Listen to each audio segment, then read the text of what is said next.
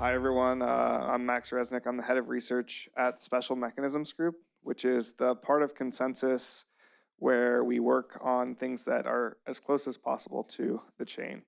So we work on a lot of stuff related to MEV, transaction fee mechanism design, and this is joint work with my co-author Mallesh, who's also at SMG and a professor at Rice University.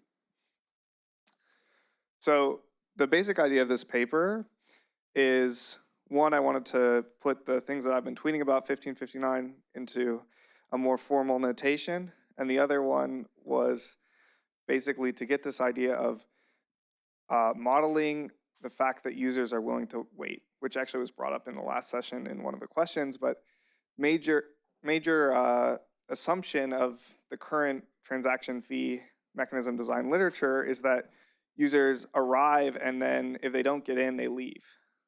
Because that makes the results nicer.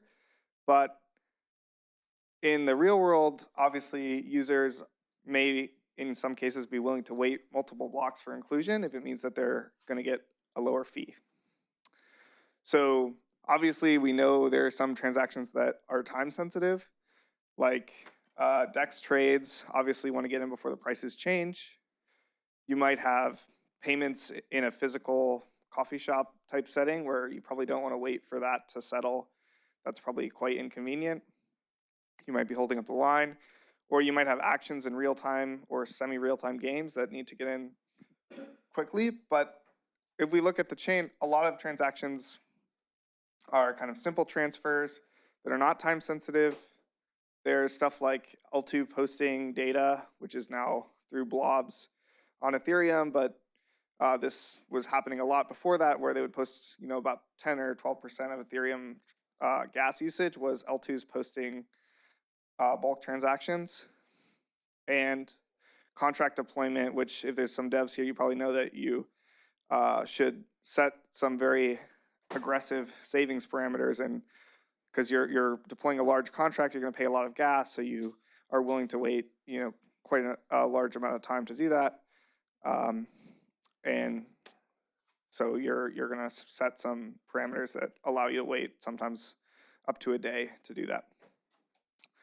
So in this paper, we're going to analyze that specific setting where you have users who are willing to wait, and we're going to adopt this model of queuing and users who have time sensitivity, different time sensitivity from Huberman, Leshno, and Molemy, which considered the Bitcoin fee mechanism, and we're going to adapt it to situations where the block arrival process looks more like how it does in proof of stake than in proof of work, and to fee mechanisms that look more like the Ethereum fee mechanism EIP 1559 than the fee mechanism in Bitcoin. So our main results there's two results. One of them is about this transition from proof of stake networks to proof of work networks. We had the merge not too long ago in Ethereum, and that moved us from the static, or from proof of work block arrival, which is exponential, to a static block arrival setting. And so what was the effect of that on users? Well, we're going to claim that it lowered the amount that they have to pay in tips and lowered congestion. And then we're going to talk about this EIP 1559 result, which is when users are strategic and they're willing to delay in exchange for lower fees, the first price fee market and the 1559 fee market do not converge to the same price. In fact, 1559 has more revenue, so users are paying higher prices, and users who are less time sensitive are getting delayed longer. So the model that we use is, as I said, adapted from the classic Huberman et al. Paper, which considered Poisson arrival. And you have basically, the transactions are arriving according to a Poisson process with parameter lambda. And each transaction is associated with two types. One is theta V, one is theta C. Theta V is kind of the total value from landing the transaction. Theta C is the cost for each period of time that you have to wait for it to land. So theta c is really what we care about, which is measuring how time sensitive the user is. In their utility function, you see up there that their utility function is proportional. There's a negative theta c times w term. Negative your sensitivity times your wait time is there in the utility function, and that's what gives us this trade-off between latency and price. And we're going to assume that theta c is distributed according to f. So the other side of it, in queuing models, we have usually an arrival process and a service process. So this is the service process or the block arrival process. We're going to assume that the density of the block arrival process is given by this chi-squared distribution. You'll see why, because that seems kind of an odd choice to make. But if you set p equal to 1, you get the exponential arrival process, which is what we see kind of in proof of work. And if you do this limit, you can keep the ratio of p and u constant and send them to infinity, and you get this deterministic arrival process. So why did we make that choice? Just to make it a little more explicit, this is data from the week before the merge and the week after the merge in Ethereum. And you can see that before the merge, it was basically exponential. After the merge, it's almost entirely deterministic, except for like, maybe you can see there's one dot at 24 seconds there where that's like the missed slots, which is a pretty low number. So our first result is reframing of the result in Huberman et al., which is basically just a direct consequence of revenue equivalence that tells us what the equilibrium tip in the priority mechanism is. Maybe I should take a second to say what the priority mechanism is, which is what's used by Bitcoin. Basically, everything goes into a queue, and we take the transactions out of the queue that have the highest bids. And so basically, directly from revenue equivalence, we get this result, which is going to be useful for quantifying the difference between a static block arrival process and a exponential block arrival process. And a corollary is that we can get the wait time from the effective load. And just a small technical point is that we're kind of going to assume that theta v, which is the willingness to pay to get the transaction on chain, is high enough. In practice, it may be the case with this model that theta v is low enough such that the expected wait time is high enough that you don't want to participate, but we're going to assume that all users want to participate here.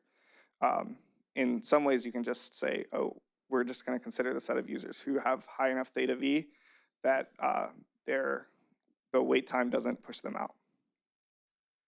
So this is the theorem from Huberman et al. And basically, it says what the wait times and equilibrium bids are in the exponential case. So you can see it's clearly proportional to, the bid is clearly proportional to the wait time. We're going to show the same result that they show, but on deterministic wait times. And so you can see here, this is our theorem, which is showing the bids and wait times for the deterministic case. The subscript on the W here is 2.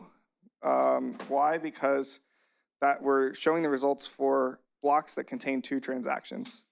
You can get analytic results in general for blocks that contain up to 4 transactions. After you go higher than that, there's a issue where you kind of run into some limits of Galois theory, and you don't have like a general formula for a quintic polynomial or higher, but below that you can get analytic results for k equals up to 4. So that's all the math, but let's look at the actual result in a way that's much simpler to see. Here you can see that in the exponential case, for k equals 1, the bids are higher and the wait times are longer. And in the k equals 2 case, the same is true.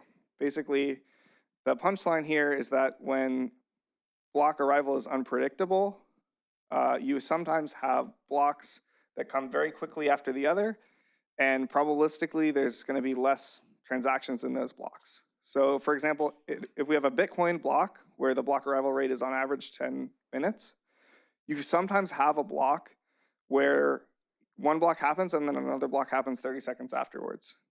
In that case, there's only 30 seconds for transactions to arrive, and that means on average that block is going to be much smaller than the average block. So that means that block is usually not utilized very well, and that leads to congestion. That congestion leads to this additional willingness to pay because you don't want to be delayed when you're high sensitivity. So now let me move on to the second point. This is basically going to start with a simple explanation of 1559. Ethereum blocks have a gas limit of 30 million gas, and they're going to target 15 million gas. The way they're going to get there is they're going to look at how many transactions are in them. If there's more transactions than 15 million gas, well, we're using more supply than we want to, so we're going to raise the price. On the other hand, if we're not using as much gas as we want, we're going to lower the price. And we're going to keep doing that just to give you an idea of what this is in terms of the actual parameters. If you have a full block, then you will go up by 1 plus 1/8 times the previous base fee. So your new base fee will be 1 plus 1/8 times the previous base fee. And if you have an empty block, it will be 1 minus 1/8 times the previous base fee, according to the parameters that are specified right now. So the idea is eventually we're going to converge to the right price because we're raising the price when we use too much and we're lowering the price when we don't use enough. But do we actually get there in practice? So here I basically plotted like a random sequence of 1,000 consecutive blocks. And I don't know if it was just kind of my personal like vendetta against 1559, but I was randomly choosing plots, and I think I found maybe the worst sequence of 1559 that I could have found on the third attempt. But the reason I'm showing you this is because it highlights the concern that we're talking about in the paper, which is there's a randomness in the arrival process of transactions, and that can fool the 1559 mechanism. And when the update parameter is too high, like I said, it's 1/8, which isn't necessarily optimized for anything, it's just what they chose at the time. You can have this rapid oscillation, and the rapid oscillation can cause bad effects down the line. And I guess like the reason that this particular graph looks so egregious is because the overall rate doesn't seem to be changing at all over the course of 1,000 blocks, which is 3.5 hours, but we have 32 spikes for no apparent reason. Unless there's some process where like every 3 minutes there's like a NFT mint going on that's spaced out over this period, which maybe it's the case, but like it seems to me this is basically just randomness in the arrival of transactions fooling the mechanism and making it spiky. And if you plot random stuff, you'll see like similar spikiness, but there might be some overall underlying trends that the mechanism is also picking up. But I thought this was like very clear in that it shows the spikiness without that. And just the order of magnitude here is from the baseline, which is like about 42 Gwei, up to the tallest spike is 70 Gwei. So we're like almost 66% of the base fee that we're increasing in a very short period. And it's not clear that that's actually corresponding to a change in underlying demand at all. So our model of 1559, we're going to do a simplified model so that we can try to get at this phenomenon. We're going to look at a version where there's two prices, high and low, and transactions are either high or low willingness to pay. And these are basically the results. Let me see if I can explain this as concisely as possible. Lambda H is the arrival density of high willingness to pay transactions. Lambda L is the arrival rate of low density transactions, low willingness to pay transactions. And you can see that the wait times, or the queue length, which corresponds to the wait time as well, is very different in these two. So if you're a low type transaction and the price is high, you have to wait for it to come down, right? And you're willing to do that because you're a low type. And if you're a high type and the price is high, you have to pay it because you can't wait for it to go down because you're high time sensitivity.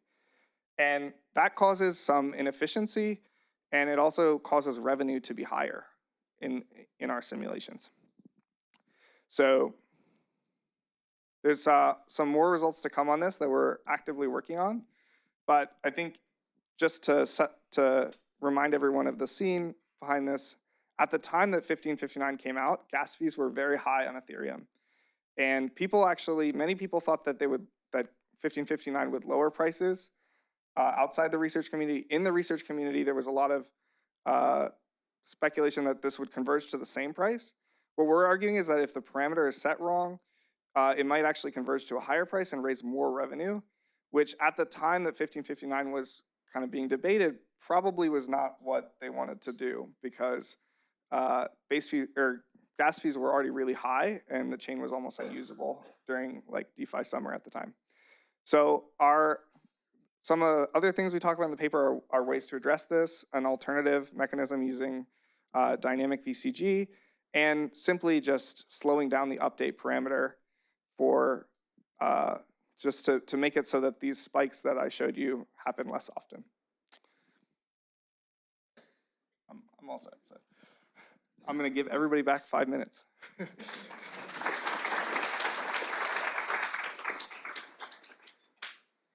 we have time for a few questions.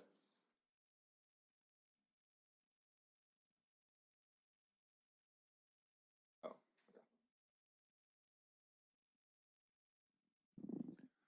okay. Very cool work. Quick question. Do you have a sense how much higher fees were because of the kind of lack of convergence that you're suggesting? Is it a small amount, a large amount? So I guess like we're working on those results and we'll let you know, but in our model, we have this simplifying assumption that there's high or low willingness to pay. If you remember in these, revenue equivalence is basically telling you that it's kind of proportional to your wait time, but in your wait time, if you're high, is still very low under 1559, but if you're low, it's not as much. So I guess like the verdict is still out on that for like the practical sense, but it was a lot higher in our simulation. I think partly because we had this simplifying assumption where there's only high and low, and so when you go high and there's only low transactions in the queue, they don't make it in at all until it comes back down.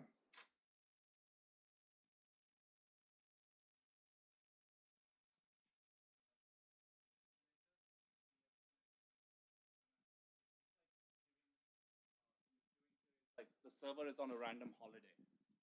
Low willingness to pay transactions, even if there's space for them in the block, they're just going to be left out. And in our simulation, like the top right of the left is saying that low willingness to pay transactions are going to wait 6 blocks on average, even though under a priority fee mechanism, that the load is so that they only have to wait like 2/3 of a block. High willingness to pay transactions see that and they say, if I pretend to be a low type, I'm going to have to wait 6 blocks. That's not worth it for me. But of course, it's the discreteness of our model that's pushing it up to 6. Just wanted to add that.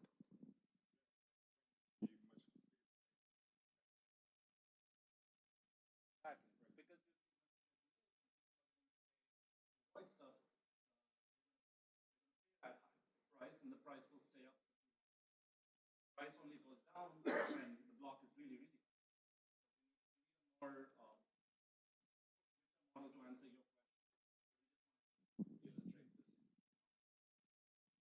Another intuition behind the revenue raising thing is basically if you're an airline and you squish everybody slightly more in economy, then they're willing to pay more in business. And so if you make the life for low type transactions much worse, then everybody who's semi-high time sensitive has to pay when the price is high and get in there. So like on this picture, like if you're at the 70 Gwei time and you're really time sensitive, you have to pay 70 Gwei, even though like that block was probably 10% full. And so the priority fee equilibrium price there would be much lower than 70 Gwei.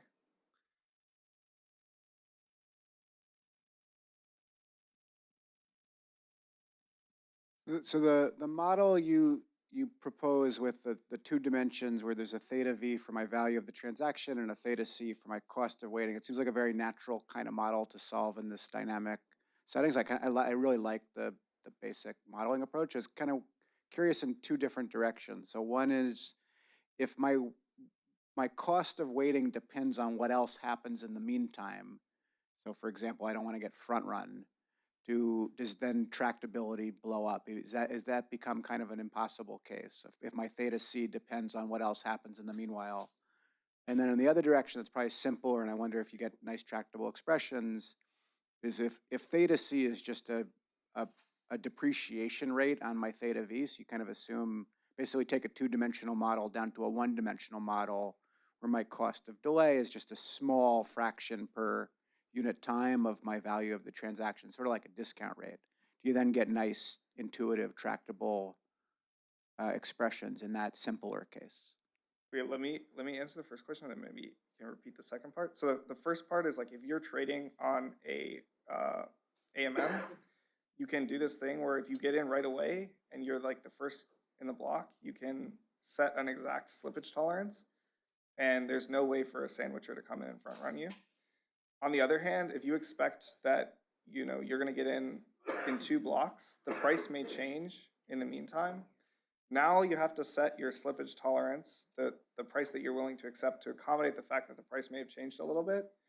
And even if the price didn't change, the sandwicher can come get you in that case. So like in some ways, even if you don't care about the trade going off immediately, but you just care about not getting sandwiched, you're still time sensitive in that case. Does that make sense?